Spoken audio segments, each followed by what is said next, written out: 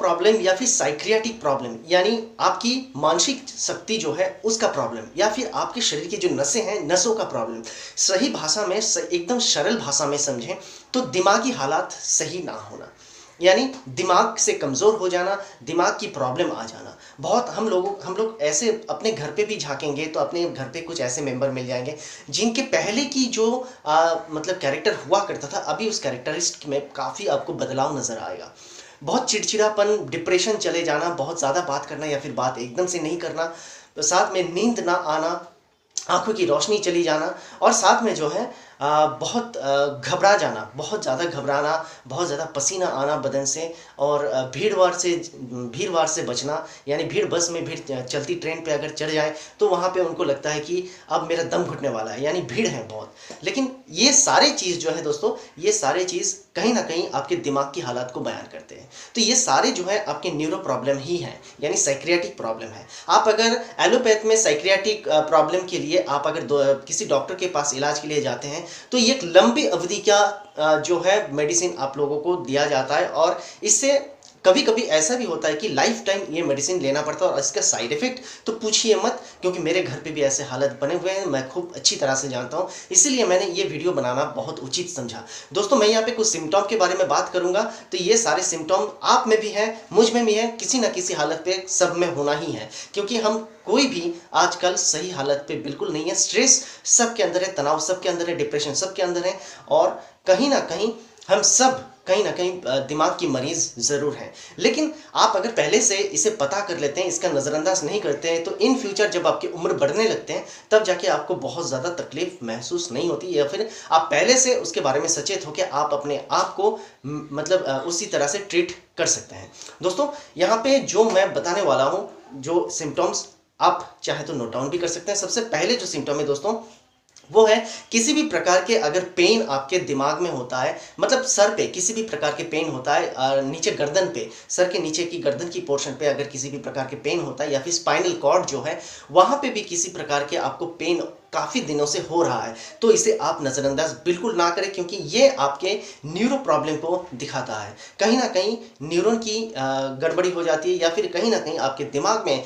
कुछ हलचल अलग से होने लगते हैं, तो इसीलिए ये जो पेन है आपके दिमाग में होने लगते हैं। आप सिर्फ नॉर्मल सी एक माइग्रेन समझ के इसको नज़रअंदाज बिल्कुल ना करें, आप ज़रूर किसी डॉक्टर का सलाह लेना ना भूलें।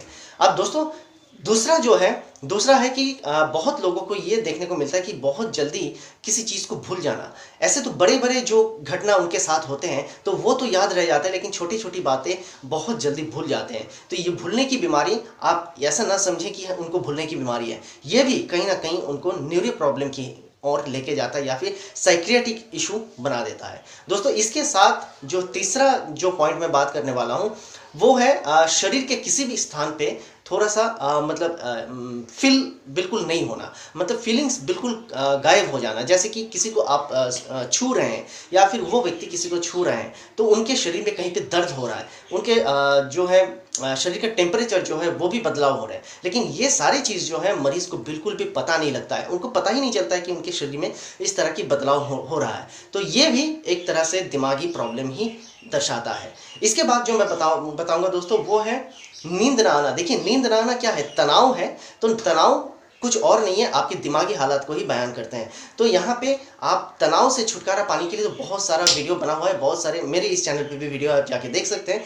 लेकिन यहाँ पे तनाव के बदले में आपको क्या होता है, या तो आपको हाइपरसोमनिया हो जाता है, यानी बहुत ज़्यादा आपको नींद आती है, या फिर किसी किसी को बिल्कुल भी नींद नहीं आता है। तो ये दोनों ही कहीं ना कहीं आपके दिमाग की हालत को ही बयान करते हैं। दोस्तों, ये जो 4 सिम्टम है, सिर्फ यही नहीं, इसके साथ साथ जो है आप बहुत महत्वपूर्ण कुछ बात करने जा रहा हूँ, क्योंकि मेरे घर पे भी कुछ मरीज़ हैं तो उनको ये सिम्टम देखने को मिल रहा है।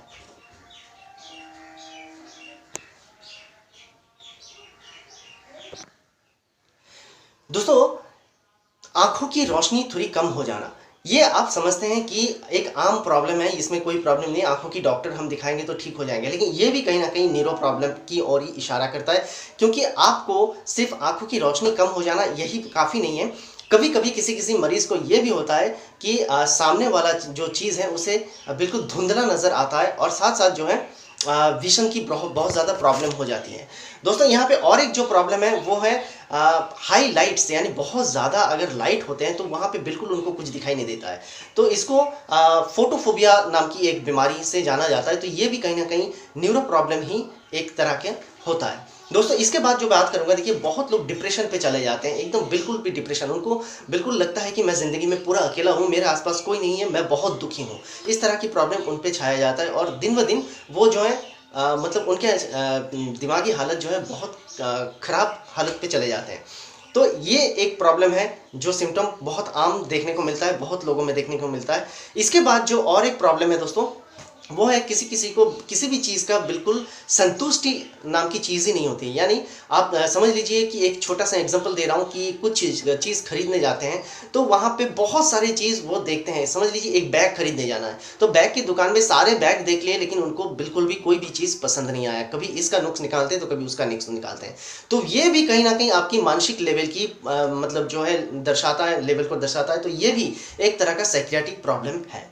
दोस्तों कुछ ऐसे भी लोग हैं जो कि आप जैसे भीड़ बस में या फिर ट्रेन पे आप सफ़र कर रहे हैं तो वहाँ पे भीड़ अगर बहुत ज़्यादा हो जाता है, भले ही आपको बैठने का सीट भी ज़रूर है, लेकिन भीड़ इतना ज़्यादा है कि आपके आसपास बहुत सारे लोग खड़े हैं, तो वहाँ पे आपको लगता है कि मेरा दम घुटने वाला है, ऑक्सीजन की कमी महसूस होती है, तो आपको लगता है तुरंत मुझे यहाँ से उतर जाना चाहिए। इस तरह की प्रॉब्लम भी न्यूरो प्रॉब्लम है, बहुत लोगों में ये प्रॉब्लम आता है। दोस्तों रात में आप सो रहे हैं, अचानक से हाथ पैर आप उठा के पटकते हैं, इस तरह से हाथ पैर आप उठा के पटकते हैं, कभी कभार तो दीवार पे भी मार देते हैं, लेकिन आपको खुद को पता नहीं चलता। दूसरा कोई देखते हैं तो उनको पता चलता है कि कभी तो आप लात मार रहे हैं तो कभी घुसा मार रहे हैं, लेकिन ये कोई सपना उपना नहीं है दोस्तों, ये आपके न्यूरो प्रॉब्लम है। आपके शरीर के अंदर जो नसें हैं वो नसों में कहीं ना कहीं खींच आता है, तभी जाके आपको ये प्रॉब्लम होती है। मृगी एक आम सा बीमारी है, मेनिंजाइटिस एक आम सी बीमारी है जो बहुत लोग जानते हैं, ये दिमागी प्रॉब्लम से ही होता है, यानी कहीं ना कहीं ये न्यूरो प्रॉब्लम है। तो दोस्तों मैं यहाँ पे समझाने की कोशिश किया हूँ आप लोगों को कुछ सिम्टम के जरिए कि क्या क्या न्यूरो प्रॉब्लम नॉर्मल सा हम लोगों को देखने को मिल जाता है और इसे नजरअंदाज बिल्कुल नहीं करना चाहिए। दोस्तों हम घरेलू कुछ ट्रीटमेंट के बात करेंगे जिससे आप ये न्यूरो प्रॉब्लम को काफी हद तक कम कर सकते हैं। सबसे पहले जो मैं बात करूंगा वो है ये न्यूरो प्रॉब्लम को अगर आप घरेलू ट्रीटमेंट से ठीक करना चाहते हैं तो आपको सबसे पहले प्राणायाम को अपनाना होगा। यहाँ पे अनुलोम विलोम आप तो जानते ही हैं, इसके बारे में भरा पड़ा हुआ है वीडियो। अनुलोम विलोम ये बहुत अच्छा से करना चाहिए आपको। भ्रामरी एक अच्छी प्राणायाम होता है, तो ये भी आपको करना चाहिए। अनुलोम विलोम आप जानते ही हैं कि इस तरह से नाक में एक नाक को बंद करके दूसरे नाक से सांस लिया जाता है, दूसरे को बंद करके फिर पहला नाक से सांस छोड़ना होता है। और भ्रामरी जो है दोनों नाकों को बंद करके मतलब सांस लेने के बाद दोनों नाकों को बंद करके फिर मुंह से एक आवाज़ के साथ मतलब भमर की तरह एक आवाज़ निकाल के फिर उसे सांस को छोड़ना होता है। तो ये भ्रामरी है। तो ये जो प्राणायाम है दोस्तों, ये प्राणायाम लगातार करने चाहिए सभी इंसान को। और साथ में जो है आपको ध्यान जरूर करना चाहिए, यानी मेडिटेशन हर एक इंसान के लिए बहुत ज़रूरी हो गया है। जिनको भी थोड़ा बहुत लगता है कि सिम्टम पे नज़र आता है कि मतलब दिमागी हालत पे कुछ ना कुछ असर हो रहा है या पहले से बदलाव आ रहा है, तो ये ध्यान आपको ज़रूर करना चाहिए। तीसरा जो मैं बात करूंगा दोस्तों, मॉर्निंग वॉक या फिर किसी भी प्रकार की आप एक्सरसाइज करते हैं, किसी भी प्रकार की सूर्य नमस्कार हो, किसी भी प्रकार की एक्सरसाइज, कुछ भी नहीं हुआ तो कम से कम एकदम सुबह अर्ली मॉर्निंग उठें, सूरज उगने के साथ साथ आप निकल पड़ें और मॉर्निंग वॉक अपना खत्म करें। इस तरह से करना चाहिए। रात में जल्दी सोना चाहिए और सुबह जल्दी अपने बिस्तर को त्याग देना चाहिए। दोस्तों इसके साथ साथ बैलेंस डाइट आपके लिए बहुत महत्वपूर्ण होता है, क्योंकि खाना जो भी आप खाते हैं वो सही तरीके से पचना भी चाहिए। और हाँ, यहाँ पे तला भुना हुआ चीज़, जितने भी बाहर के प्रोडक्ट्स हैं, प्रोसेस्ड फूड है, सारी चीज़ों को आपको बिल्कुल परहेज़ करना चाहिए। और यहाँ पे कच्ची सब्जियां जो हैं, जो सब्जियां कच्चा खा सकते हैं आप, इस तरह के खाना आप बिल्कुल लें। और साथ में फ्रूट्स वगैरह बहुत ज़्यादातर लेना चाहिए। पानी पूरे दिन भर में भरपूर मात्रा में पानी आपको लेना चाहिए। जिंक प्रोटीन की मात्रा आपके डाइट पे बना रहे, ये भी आपको देखना चाहिए। देखिए न्यूरो प्रॉब्लम को ठीक करने के लिए विटामिन B1, विटामिन B6 और विटामिन B12 की बहुत सख्त ज़रूरत होती है। B12 यानी कोबालामिन विटामिन होती है, B1 यानी थियामिन विटामिन होता है और B6 यानी पैराडॉक्सिन नाम की विटामिन होती है। तो ये तीनों आपके नसों को सही रखने के लिए, नसों की संतुलन बनाए रखने के लिए, हमारे दिमाग के अंदर जो इलेक्ट्रॉन की मतलब गतिविधि है उसे संतुलन बनाए रखने के लिए बहुत ज़रूरी हो जाता है। इसलिए विटामिन की कमी पूरा करने के लिए जी जी जो जो खाने में आपको विटामिन मिल जाता है, जैसे पालक हो गया, जैसे मतलब आप समझ लीजिए कि जितने भी प्रकार की सब्जियां हैं, हरी सब्जियां, हरे पत्तेदार सब्जियां, उसको आप ले सकते हैं। और जितने भी प्रकार की होल ग्रेन हैं, यानी गेहूं हो गया, बजरे, ज्वार बजरे, ये सब भरपूर मात्रा में अपने डाइट पे रखना चाहिए। और ड्राई फ्रूट्स को हमेशा अपने डाइट पे रखना चाहिए। किशमिश एक बहुत अच्छी चीज़ है जो नसों की प्रॉब्लम या फिर आपकी दिमागी संतुलन को बनाए रखने के लिए बहुत अच्छा माना जाता है। साइकियाट्रिक इशू में किशमिश बहुत अच्छा माना जाता है। आलमंड एक वरदान सा साबित होता है। आलमंड भी अपने डाइट पे ज़रूर रखा करें हर दिन का। अब दोस्तों यहाँ पे आपको और एक चीज़ करना है, वो है 1 गिलास दूध में आधा चम्मच आपको हल्दी पाउडर मिला लेना है। थोड़ा सा मतलब काली मिर्च की पाउडर भी इसमें मिला लेना है। और इसे आप हर दिन सुबह शाम अगर पीते हैं या फिर एक टाइम भी पीते हैं तो आपकी दिमागी हालत काफ़ी संतुलन बनाए रखता है। और न्यूरो की प्रॉब्लम से आप अगर ग्रसित हैं तो आपको काफ़ी हद तक इससे बेनिफिट मिल जाता है और बैलेंस भी बना रहता है। दोस्तों इसके बाद जो मैं बात करूंगा वो है एक्यूपंक्चर। एक्यूपंक्चर एक ऐसी चीज़ है जो आपके पिट्यूटरी ग्लैंड को एक्टिवेट करता है। और पिट्यूटरी ग्लैंड मास्टर ग्लैंड है, इसीलिए आपके दिमाग के संतुलन को पूरा कंट्रोल कर सकता है ये पिट्यूटरी ग्लैंड। तो इसीलिए आप पिट्यूटरी ग्लैंड को एक्टिवेट करने के लिए हमेशा अपने जो अंगूठा है, अंगूठा के ठीक बीचों बीच आप एक्यूपंक्चर करने की कोशिश करें किसी भी चीज़ से, या फिर कुछ ना सही अपने नाखूनों से दबा के रखें हर दिन 15 मिनट करके। ये आपको न्यूरो प्रॉब्लम में बहुत हद तक मदद करेगा इससे निजात पाने के लिए। दोस्तों इसके बाद मैं बात करूंगा कुछ अलग दवाई के बारे में जो आयुर्वेदिक दवाई है, लेकिन ये दवाई ना बोल के आप बोल सकते हैं कि ये दिमाग की बूस्टर भी कहा जाता है। इसे दिमाग की संतुलन को बनाए रखने के लिए ये एक बूस्टर की तरह काम करता है। सबसे पहला नंबर में आता है अश्वगंधा। उसके बाद जो आता है दोस्तों, अश्वगंधा के बाद आता है त्रिफला, और उसके बाद आता है शतावरी, और उसके बाद आता है शंख पुष्पी। ये चारों जो तत्व हैं किसी भी आयुर्वेद स्टोर से आप मंगा सकते हैं या फिर आप ऑनलाइन से भी इसे परचेस कर सकते हैं।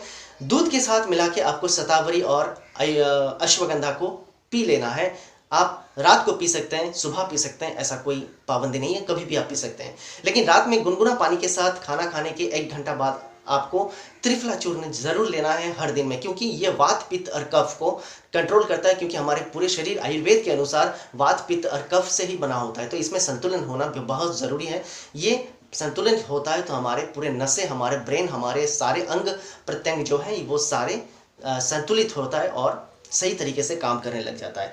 दोस्तों इसके बाद जो शंख पुष्पी नाम की चीज़ के बारे में मैंने बताया, शंख पुष्पी है, ब्राह्मी है, ये सारे जो है दिमाग के लिए बहुत ज़्यादा मतलब आप कह सकते हैं दिमाग को बूस्ट करने वाला होता है। दिमाग के लिए ये वरदान है शंख पुष्पी। ये जैसे आपकी याददाश्त को बढ़ाता है, ठीक उसी तरह नसों की जितने भी अनबैलेंस्ड प्रोसेस है उसे बैलेंस्ड करता है।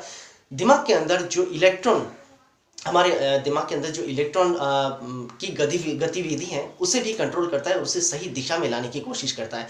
हमारे दिमाग में बहुत सारे न्यूरॉन होते हैं, बहुत सारे छोटे छोटे कोशिकाएं होते हैं, तो उन कोशिकाएं को जो है ये कंट्रोल करता है और फिर इसे नए रूप से मतलब स्टिमुलेट करने में, रिवाइटलाइज करने में बहुत ज़्यादा मदद करता है। दोस्तों यहाँ पे मैंने जितनी भी सारे चीज़ें बताए हैं ये सारी चीज़ आप घर पे कर सकते हैं। और एक चीज़ आप कर सकते हैं वो है शीर्षासन, यानी मुंडी नीचे करके पूरे पैर मतलब पूरे बॉडी को ऊपर की तरफ कर लेना, यानी सीधा खड़े हो जाना मुंडी नीचे करके। तो लेकिन ये जो है आंखों की प्रॉब्लम जिनको है वो नहीं कर सकते, जो गर्भवती हैं उनके लिए संभव नहीं है, लेकिन बाकी सभी लोग इसे करने की ज़रूर ट्राई करें। इस तरह से आप करेंगे तो आप देखेंगे कि बिना दवाई के आप अगर लगातार करते रहें, देखिए इसका रिजल्ट आपको तुरंत तो नहीं मिलने वाला, 4 से 5 साल ज़रूर लगेंगे, लेकिन लगातार आप करते रहेंगे तो आपको दिमागी प्रॉब्लम काफ़ी हद तक घर पे बैठे आप इससे निजात पा सकते हैं। आप एलोपैथ के अगर ट्रीटमेंट यहाँ पे लेते हैं तो आपको ऐसा भी हो सकता है कि पूरे लाइफ टाइम दवाई लेना पड़े, उसके काफ़ी सारे साइड इफ़ेक्ट देखने को मिलता है और ये साइड इफ़ेक्ट किसी और दवाई से ठीक होने का नाम ही नहीं लेता। तो इसीलिए एलोपैथ में जाने से पहले 1000 बार